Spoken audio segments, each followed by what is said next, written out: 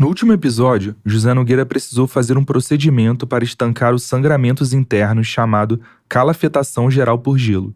Você foi apresentado para 2 organizações anticomunistas com rituais bem específicos chamadas Ordem Suprema dos Mantos Negros e Ordem dos Primadistas, e descobriu que havia uma instituição maior no Brasil que esquentava o clima da polarização política dos anos 60, o IBAD. Além da Mazé, a Valéria era uma outra figura muito presente na vida do José Nogueira. Valéria estava sempre com ele, e no hospital não seria diferente. Aí fomos todos para lá. Quando chegamos lá, tinha assim, uma escada para entrar, aí tinha uns homens de terno e perguntaram para onde nós íamos. Aí o meu pai falou, não, nós vamos visitar o José Nogueira, namorado da minha filha. Ele falou, não, ninguém entra no quarto dele. A polícia está toda no quarto dele, o DOPS, na época era o DOPS, tá no quarto dele. Aí meu pai ainda falou assim, não, algum engano está vendo aí. Ele é jornalista, é namorado da minha filha, me mostrou. Não pode ter policial no quarto dele, a troco de quê? Aí o Geraldo puxou meu pai para o canto, foi quando o Geraldo contou. Aí eu não sei como é que foi, não me lembro desse pedaço como é que foi, que eles acabaram deixando eu subir. Eu visitei ele todos os dias, mas eu entrava com a polícia atrás de mim. José Nogueira parecia reagir bem à calafetação geral por gelo, mas em seguida o cenário muda. Se você mergulha uma pessoa numa banheira de gelo, a baixíssimas temperaturas, você pode resolver um problema e gerar outro. Apesar da possibilidade do sangramento ser estancado com esse procedimento, a exposição do corpo ao frio pode gerar consequências graves. É por isso que a calafetação geral por gelo não é mais usada atualmente. É muito arriscado. E foi exatamente o que aconteceu com José Nogueira. Como consequência desse procedimento, ele contraiu pneumonia e piorou novamente.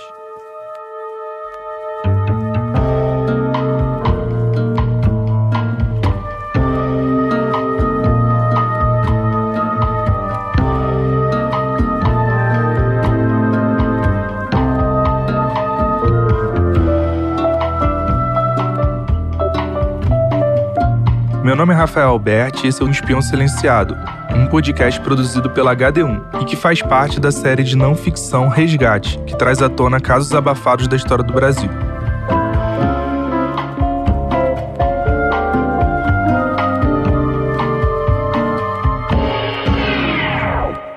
Episódio 5, Auraci. O país pode ser arrastado a uma crise inconciliável. O que estamos fazendo nós para impedir que se coloque diante do povo brasileiro a trágica opção entre soluções antidemocráticas? Nós, os intelectuais, nós, os dirigentes de empresas, nós, os homens com responsabilidade de comando, nós que acreditamos na democracia e no regime da livre iniciativa, não podemos ficar omissos enquanto a situação se agrava dia a dia. A omissão é um crime. Isolados, seremos esmagados. Somemos nossos esforços. Orientemos no sentido único a ação dos democratas para que não sejamos vítimas do totalitarismo. E é justamente... Qualquer desavisado que fosse no cinema no início dos anos 60 no Brasil poderia se deparar com esta propaganda antes da exibição do filme. Para nós, atualmente, pode parecer estranho uma propaganda como esta. Porém, fazia sentido naquele contexto de polarização político-ideológica da Guerra Fria. E isso se acirrou no Brasil a partir de agosto de 1961. Quem explicará a política externa independente de Jânio Quadros será o historiador Paulo César Gomes. Quando ele propôs uma autonomia do Brasil com relação à sua política externa, e não um alinhamento automático com quem quer que fosse, né? Seja Estados Unidos, seja a União Soviética, seja o que fosse. Tanto que as ações dele, dentro dessa lógica da política externa independente, acabaram incomodando mesmo aqueles que tinham apoiado a sua eleição. Dia 25 de agosto de 1961, o presidente da República, Jânio Quadros, esperança do conservadorismo brasileiro, renuncia, e este ato cria um impasse político sem precedentes. O vice-presidente João Goulart estava na China, em viagem diplomática, para estreitar as relações comerciais do país asiático com o Brasil. O trâmite sucessório normal seria a volta de Jango para o país com o intuito de assumir o cargo de presidente da República, que estava vago. Porém, a lembrança de Jango em cargos políticos de importância no Brasil gerava temor das alas mais conservadoras, incluindo parte significativa dos militares. Quem vai explicar o porquê de tanta implicância é a própria filha dele, Denise Goulart. Eu acho que principalmente desde que foi nomeado ministro do Trabalho pelo Getúlio, ficou clara a posição dele a favor dos trabalhadores e a luta dele por um país menos desigual, com maior distribuição de renda, porque ele acreditava que nunca haveria desenvolvimento sem igualdade social e econômica. No próximo trecho, Denise explica por que existia um ranço das elites contra o seu pai. Desde que ele foi ministro do Trabalho, quando ele propôs o aumento de salário mínimo de 100%, ele foi muito mal visto pelas elites conservadoras, pela elite agrária, né? Porque ficou bem claro qual era a posição dele. E ele já se tornava, nesse momento, um líder, porque ele teve uma carreira muito rápida, mas teve uma carreira política, né? Ele foi secretário do PTB, foi deputado estadual, deputado federal, até que foi nomeado ministro do Trabalho. E já ficava bem claro assim, que ele poderia se tornar um sucessor de Getúlio. O estado do Rio Grande do Sul é a ponta de lança da defesa da posse de Jango, e tem dois fatores que explicam isso. O primeiro, a liderança exercida pelo então governador Leonel Brizola, criador da chamada Campanha da Legalidade, movimento que lutou pelo direito constitucional de João Goulart, como vice-presidente, de assumir a presidência. O segundo, o engajamento da juventude gaúcha, que fica bem nítido na fala do historiador, jornalista e testemunha ocular dos fatos, Marino Boeira. Nós, jovens, em 1961, com a saída, com a renúncia do Jânio, tínhamos uma consciência assim, muito clara de que nós estávamos a um passo da Revolução Socialista. É claro que foi uma ilusão que a gente pagou caro por isso, né? Mas era muito claro isso naqueles movimentos e principalmente com a vitória da legalidade. A solução se deu pela implantação do parlamentarismo, e quem explica isso é o historiador Paulo César Gomes. A saída que encontraram para resolver isso institucionalmente, embora tenha sido uma saída ilegal, foi uma emenda parlamentarista. Então, em 61, o Brasil, por conta dessa emenda parlamentarista votada às pressas pelo Congresso Nacional, o Brasil deixou de ser um regime presidencialista e passou a ser um regime parlamentarista. Sendo assim, como se sabe, num regime parlamentarista, o presidente ele é o chefe de Estado, ou seja, ele representa o país externamente. Mas ele não é um chefe de governo, ou seja, ele não governa de fato. Com isso, eles fariam com que Jango assumisse a presidência, mas sem poder, porque quem teria o poder de fato era o primeiro-ministro. João Goulart perdia os plenos poderes de presidente e o chefe de Estado passava a ser Tancredo Neves, o primeiro-ministro brasileiro. Um plebiscito, ou seja, uma votação popular, definiria em janeiro de 1963 se o Brasil retornaria ao presidencialismo ou continuaria parlamentarista.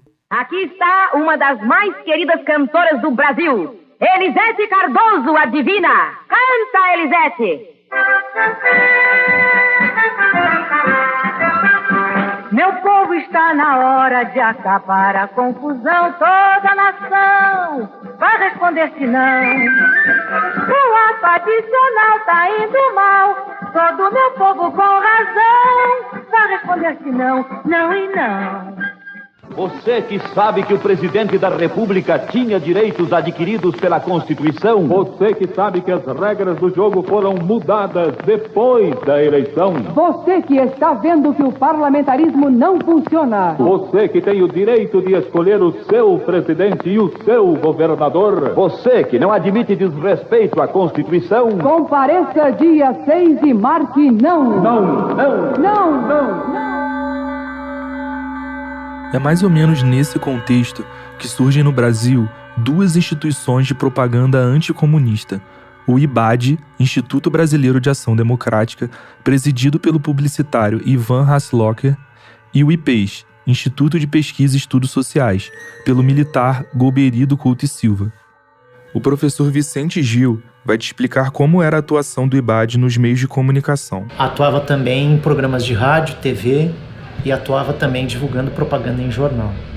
Que tipo de propaganda era essa veiculada em jornal?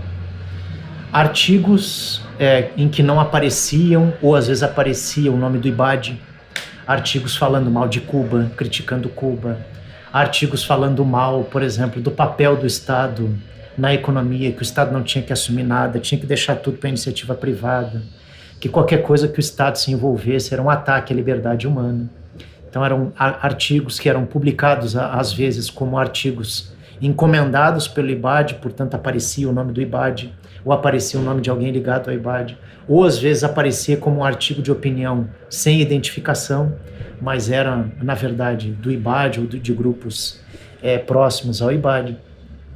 Eles atuavam também fazendo propaganda em jornal, chamando para outras atividades que o IBAD promovia, por exemplo, uma palestra de algum exilado cubano em 1960 para o sujeito que veio de Cuba falar mal de Fidel Castro e tal, então convidava todo mundo para ir lá. A partir de 1959 também, o IBAD alugou um espaço no que era uma das maiores rádios do Brasil, sem dúvida a maior rádio do Rio de Janeiro, que era a Rádio Jornal do Brasil.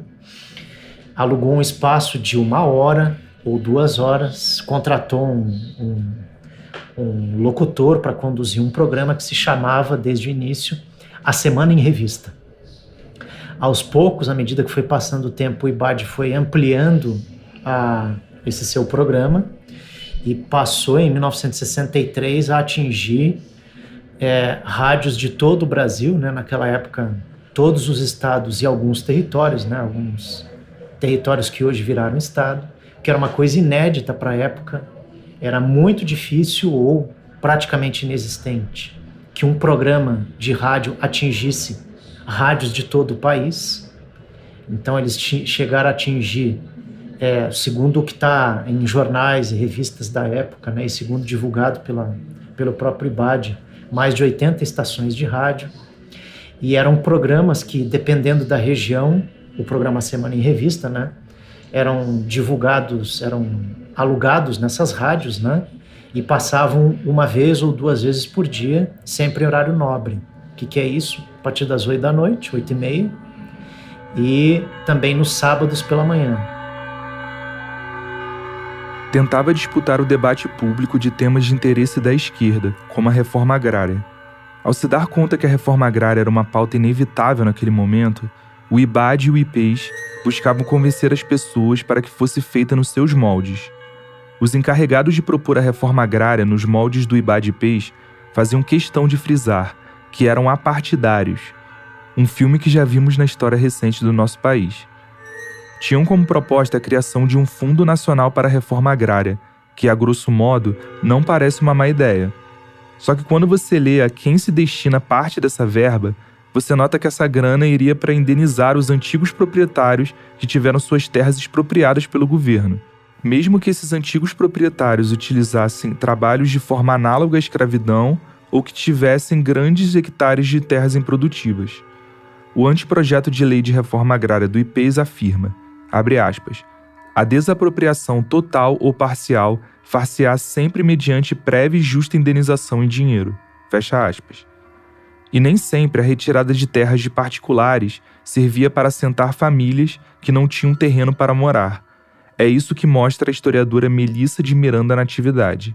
Abre aspas. O artigo 48, que dispõe sobre a distribuição de terras, garante que as mesmas podem ser distribuídas não só sob a forma de propriedades familiares, como também para exploração agrícola ou agroindustrial em grandes propriedades e sob a forma de concessões temporárias a particulares e empresas. Fecha aspas. Ou seja, diziam para o povo que o IBAD lutava por uma reforma agrária, que a princípio você entende como dar terras para quem não tem onde morar, mas quando lê as minúcias da proposta do IBAD-PES, confirma que o viés é favorecer o agronegócio.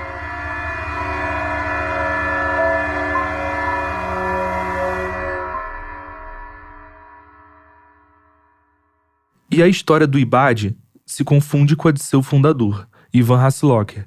Ivan era filho de diplomata e teve boa parte da sua formação escolar e universitária nos Estados Unidos. Formou-se na primeira escola estadunidense de formação de diplomatas na Georgetown University, em 1942.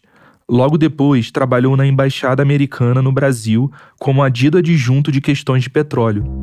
Eu vou dar uma pausa aqui na biografia do Ivan para te contar uma coisa surpreendente que aconteceu durante a produção do podcast e que se encaixa perfeitamente nesse momento. No início de setembro de 2021, eu recebi um e-mail de uma pessoa que não conhecia. Ela se apresentava como uma amiga de uma Lilia Haselocker, que queria me encontrar pois tinha informações valiosas sobre a história. O sobrenome dela despertou uma curiosidade gigantesca em mim. Liguei para a casa dela e ela me contou que o Ivan Haselocker tinha escrito um livro não publicado de memórias. E aí, quando eu perguntei onde estava esse livro e se eu poderia ter acesso, ela respondeu: "Isso é uma longa história." Pedi ao roteirista Vitor Garcia que realizasse a entrevista, já que ele mora no Rio de Janeiro. Só me surpreendeu o lugar que resolveram marcar a entrevista. Estava agendado para a casa do irmão dela, mas no mesmo dia ele remarcou para a área da piscina do Hotel Nacional em São Conrado. Parecia o cenário de um encontro de espiões dos anos 60. Para reforçar isso, o irmão dela pediu ao Vitor para quando chegasse telefonasse e descrevesse qual roupa estava usando, como se precisassem observar e se certificar quem iria entrevistá-la. A primeira curiosidade que tivemos era saber qual era o grau de parentesco dela com o Ivan. Então a senhora chegou a ser casada com o Ivan? Não, com o Ivan não, o primo do Ivan. O primo do Ivan? É. Tá. Como os primos eram muito próximos, Lilia conquistou um grau de intimidade com Ivan Haselocker ao longo dos anos. Na entrevista, apesar de não ter o livro em mãos, confirmou que teria o que contribuir. Agora, eu sei muita coisa do que está no livro, porque eu li, entendeu? E também porque o Ivan já tinha comentado certas coisas antes. O historiador Vicente Gil da Silva foi o primeiro pesquisador a tornar público na sua tese de doutorado o conteúdo do livro de memórias de Ivan Haselocker, denominado A Tide Revolution, que significa em tradução livre uma revolução organizada. E segundo ele, teve acesso ao livro por meio da filha de Ivan, ou seja, é possível que o Ivan tenha repassado cópias para mais de uma pessoa. De qualquer forma, apesar de confundir alguns números e nomes, muito do que Lilia Haselocker fala bate com as informações apresentadas por Vicente Gil.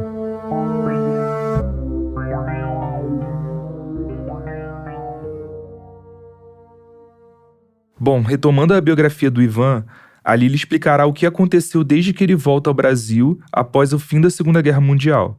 Ele tinha vindo sem emprego, depois que, termina essas comissões, e encontrou um amigo, um senhor que ele conhecia, o nome é Frutuoso Osório Neto, você já ouviu falar? Já.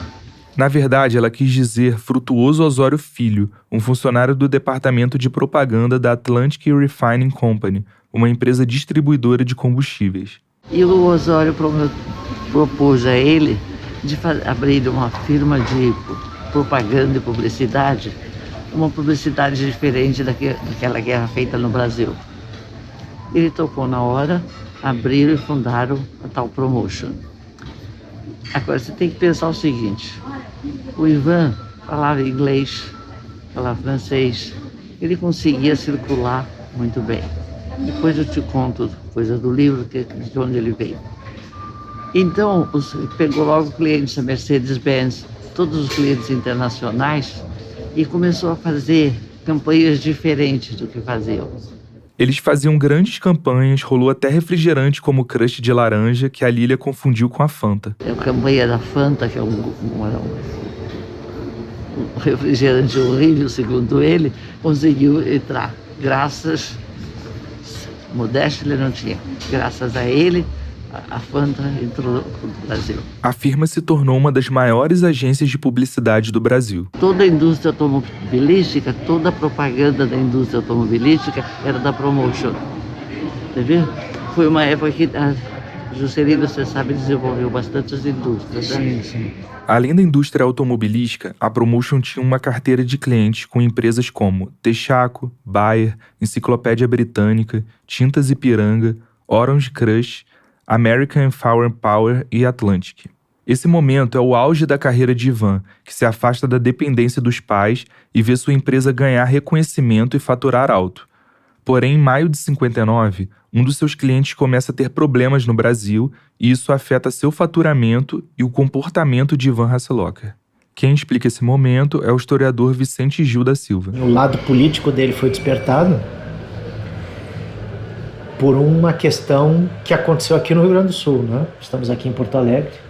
Entre 1957 e 1958, o governo gaúcho aqui, na época era o Leonel Brizola, governador do estado, começou uma discussão sobre encampação de uma usina de energia elétrica aqui, né? Da companhia, na verdade, de energia elétrica, que naquela época estava nas mãos da American and Foreign Power, que era uma operação americana e canadense.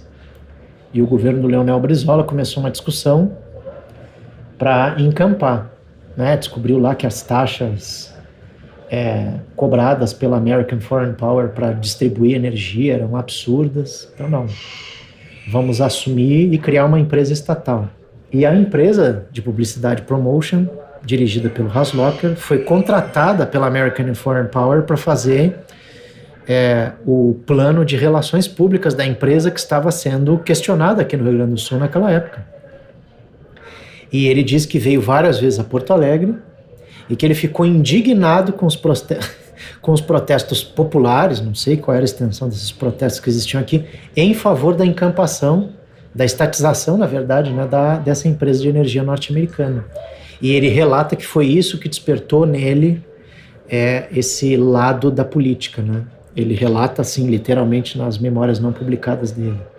Foi nesse dia que eu acordei e pulei da cama, né? Ou seja, ali fui despertado para a política. E agora a Lília dá sua versão sobre o ocorrido. Daí ele começou a perceber que as firmas, os grandes fregueses dele estavam saindo do Brasil.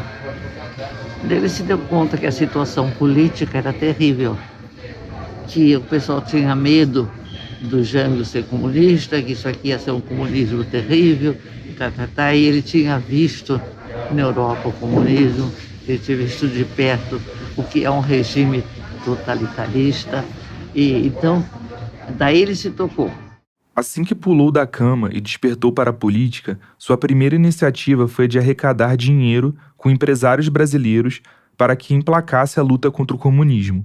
Só que não foi suficiente e as coisas começaram a caminhar para um novo rumo. A ideia deles, segundo o Ivan, era convencer os políticos de que o comunismo era perigoso, era indesejável e que eles deviam, então, adotar uma atitude mais forte mesmo. E eles, então, sei lá, faziam reuniões, etc., sobre isso. Daí apareceu alguém, isso é um ponto importante, apareceu alguém, 2 homens para falar com eles, não sei se foi só com ele ou com os olhos, eu não sei, para falar com eles, e os homens disseram, olha, vocês não vão conseguir nada, o dinheiro que vocês estão conseguindo não dá para nada, vocês vão precisar de ajuda, certo? E eles queriam ajuda.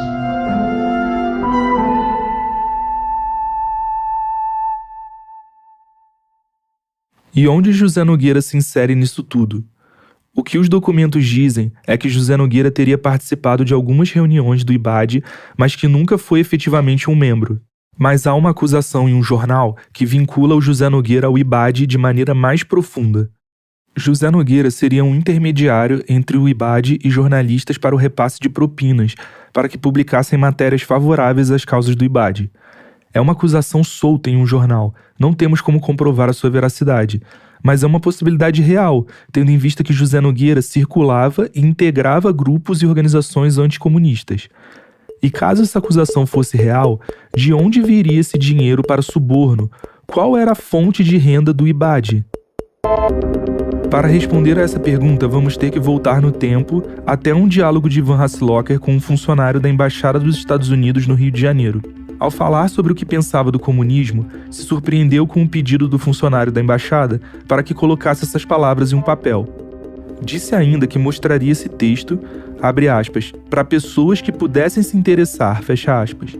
Após alguns contatos, foi marcado um almoço no American Club, no centro do Rio, com um estadunidense de nome William, que entregou um bilhete de Herbert Hoover Jr., ex-membro do governo dos Estados Unidos.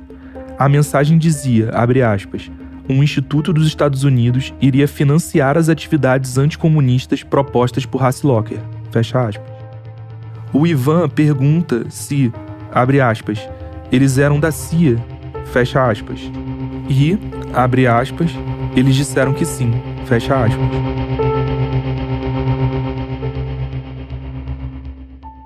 Quem explica por que o Ivan foi escolhido pela CIA como agente secreto é o historiador Vicente Gil da Silva. Por que ele foi escolhido para chefiar, né, para liderar aquela operação da CIA que foi o IBAD, né? Porque ele tinha um perfil para isso. E o que significa ter o perfil para isso? Ele mesmo revela na biografia dele. Uma coisa fundamental era conhecer a burocracia do governo americano. Porque as pessoas que estudam a CIA, né, se dão conta de que é uma burocracia infernal. Então ele falava a língua do Brasil, português, a língua dos familiares do pai dele, Hasslocker, ele falava alemão, pelo lado da mãe ele falava francês e ainda aprendeu a falar espanhol. E o inglês porque ele ficou, quando criança ele morou na Inglaterra há muito tempo. Ivan Hasslocker passou boa parte da adolescência e juventude morando fora do Brasil, já que seu pai era diplomata e veio se formar na escola de diplomacia da Georgetown University. A gente sabe que Georgetown era um círculo de recrutamento da CIA, né? Tinha um perfil mais reservado, estava disposto a fazer um serviço pela CIA e, fundamentalmente, é um sujeito profundamente anticomunista. O Hasslocker era um empresário. Ele não só conhecia os círculos governamentais norte-americanos, mas ele conhecia também, ele era um empresário, né? A vida inteira ele foi empresário do ramo de publicidade, e ele trabalhava na empresa Promotion, que na verdade era a empresa que fazia propaganda para grandes empresas norte-americanas e de outras nacionalidades também. Então ele tinha relação muito próxima com os diretores norte-americanos dessas empresas que atuavam aqui no Brasil. Algumas pessoas podem não estar levando muito a sério essa história porque vem do livro de memórias de Ivan Hasslocker. Eu, inclusive, convivo quase que diariamente com essas desconfianças. Tenho amigos, advogados, jornalistas, economistas, que debocham e duvidam da afirmação de que a CIA interferiu na democracia de vários países do terceiro mundo, como se tudo que a gente estudasse e provasse fosse mera teoria da conspiração. Mas eu vou provar para vocês agora que isso não pode ser considerado uma polêmica. É um fato. Houve interferência dos Estados Unidos no governo João Goulart. Escutem esse trecho da entrevista de Lincoln Gordon, que era o embaixador dos Estados Unidos no Brasil no início dos anos 60, à revista Veja no dia 9 de março de 77. Abre aspas. Além disso, pelo que todo mundo sabe dos métodos de operação da CIA, eles sempre usam companhias reais e algumas companhias fantasmas para canalizar suas operações. É difícil saber, 14 anos mais tarde, quem fez o quê, mas não tentarei negar que havia dinheiro americano. Fecha aspas. A minha angústia por muito tempo foi tentar achar citações do IBAD nos arquivos da CIA, e não encontrava nada. Até ler a tese do pesquisador Vicente Gil e entender que eu estava procurando pela palavra certa da forma errada. Queria que você explicasse para as pessoas o que significa Auraci. Então, é o seguinte, Auraci é um acrônimo criado pela CIA para se referir ao IBAD. A CIA ela criava acrônimos para se referir a operações, atividades ou agentes com os quais a CIA tinha algum tipo de relação. Para não deixar dúvidas, eu não encontrava o termo IBAD nos arquivos da CIA porque ela criou uma palavra código para se referir a essa instituição, e a gente chama isso de acrônimo. O acrônimo é formado por pares de letras onde cada par tem um significado. Por exemplo, AL significaria o local onde foi feita essa ação de espionagem. RA significaria o nome do agente responsável por essa ação, e assim sucessivamente. E toda essa infiltração estrangeira secreta no Brasil estava amparada pela legislação estadunidense. O Conselho Nacional de Segurança dos Estados Unidos, por meio de uma instrução política de junho de 1948, afirma que a CIA era a agência do governo responsável pela criação ou apoio a entidades civis existentes para combater governos ou grupos estrangeiros hostis através de operações encobertas. Em outras palavras, a CIA tinha autonomia para criar instituições que camuflavam as sabotagens que ela fazia contra os adversários do governo dos Estados Unidos naquele país. O problema é que foi criada então essa instrução para definir o que é que a CIA deveria fazer. E o que é que está escrito ali, né? Claramente escrito. Isso está disponível no site do Departamento de Estado, né? Para quem duvida. Tá definido ali o que é que a CIA deve fazer, que são as chamadas operações encobertas, e o que elas incluem.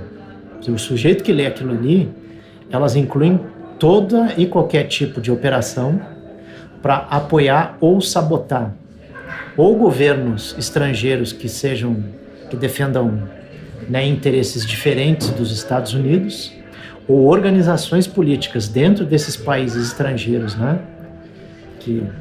considerados pelos Estados Unidos hostis, né? Esses governos hostis, ou seja, governos de esquerda, nacionalista, tá? Em apoio a essas organizações para combater dentro desses países esses governos considerados pelos Estados Unidos hostis, entre aspas. Então está muito claro nessa regulação, nessa Instrução Nacional 10/2, que para ser de uma maneira aqui bem indireta, né? Aquilo ali é a carta de autorização para a CIA poder promover todo e qualquer tipo de atividade, mas aí é que está. Contanto que a CIA e o governo americano não aparecessem como os verdadeiros interessados nessas atividades. Que é um conceito que a CIA utilizava, o governo americano utilizava na época, na verdade, que se chama negação plausível. O Vicente Gil faz uma alegoria para entendermos melhor o que seria essa postura governamental estadunidense. Para as pessoas entenderem. Eu dou o tapa, mas escondo a mão. Não nego que houve o tapa, que teve até o barulho, né? Claro, dá um tapa na cara, que o sujeito teve um ferimento na cara, né? Se foi um tapa muito forte, que o rosto dele virou, não nego nada disso. Mas nego que a mão era minha, não foi a minha mão que deu tapa. E se descobrirem que foi a minha mão, eu vou dizer, não, mas aí é que foi um movimento involuntário da minha mão. Né? Alguma maçã podre do meu governo que vai ser escanteada e tal, vai ser queimada publicamente para não queimar a organização toda do Estado norte-americano para operar essas atividades encobertas. O maior exemplo disso foi o IBAD, que agora sabemos foi uma instituição criada pela CIA para promover uma campanha ideológica contra o comunismo e o nacionalismo. Os 2 próximos áudios foram retirados do documentário O Dia que Durou 21 Anos, do diretor Camilo Tavares. Tensão em Brasília. Governo federal determina a abertura de comissão parlamentar de inquérito para investigar financiamento ilegal do IBAD a deputados e governadores. E essa é a fala de Plínio Arruda Sampaio, deputado federal na época, sobre a atuação do IBAD em 62. Na eleição em que eu fui candidato, em 62, eu fui procurado por um cidadão que queria me oferecer dinheiro para a campanha. Então eu falei, olha, mas como? Qual é a contrapartida? Não conheço. Não, nós só queremos que o senhor defenda a democracia. Mas por isso o senhor não precisa me dar dinheiro. Eu vou defender a democracia porque eu sou um democrata.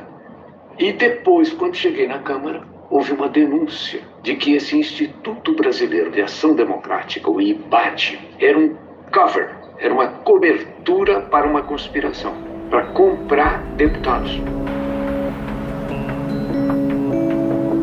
A ideia desse biombo era isso: criar uma instituição, dar a aparência de que era uma instituição orgânica, feita e pensada exclusivamente por brasileiros. E caso algo desse errado, a instituição brasileira seria responsabilizada, sem expor o governo dos Estados Unidos. Tudo era feito de forma muito escondida, e todo esse mistério também envolve nossos personagens. Lembra daquele documento chamado O que a Nação Agora Vai Saber? Uma série de denúncias feitas por José Nogueira contra Joaquim Metralha? Uma delas não falei no episódio 3 e apresento agora. Abre aspas. Joaquim sempre dizia em palestra comigo e com outras pessoas de sua intimidade pertencer ao Serviço Secreto Americano, sob o nome de Victor, e ser remunerado pela respectiva embaixada, coisa que, aliás, depois se confirmou quando de suas idas à residência de seu chefe, de onde regressava geralmente ao final de cada mês, com a importância mínima de 300 mil cruzeiros. Uma fonte que não quis revelar sua identidade me confirmou que ao longo de sua vida, Joaquim tinha 12 carteiras de identidade diferentes e falava 7 idiomas. O próprio José Nogueira foi acusado de ter uma carteira da Embaixada dos Estados Unidos. Ao longo desses 10 anos, fui algumas vezes ao Consulado-Geral dos Estados Unidos, na Cinelândia, centro do Rio de Janeiro, tentar checar essas informações e não me deixaram passar nem da guarita. Sobre a anexação da carteira de identificação de Joaquim Metralha como agente secreto da Marinha mostra o quão próximo José Nogueira era de Joaquim. Até porque, imagina a dificuldade que é você ter acesso a um documento como esse. Ninguém sai mostrando aleatoriamente uma carteira que prova que você é um espião, ainda mais de uma força militar como a Marinha.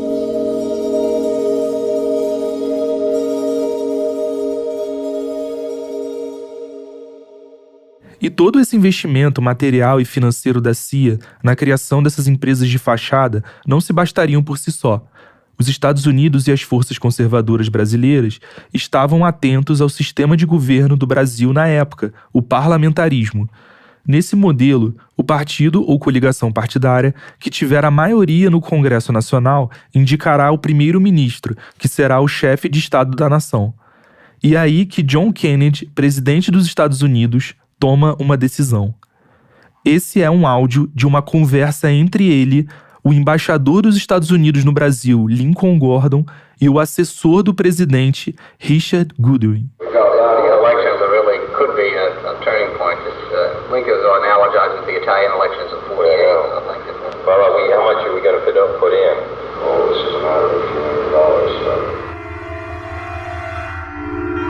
Se você quer saber o que a alta cúpula do governo dos Estados Unidos estava tramando nessa reunião e por que os 7 últimos segundos foram censurados, escute o próximo episódio de Um Espião Silenciado.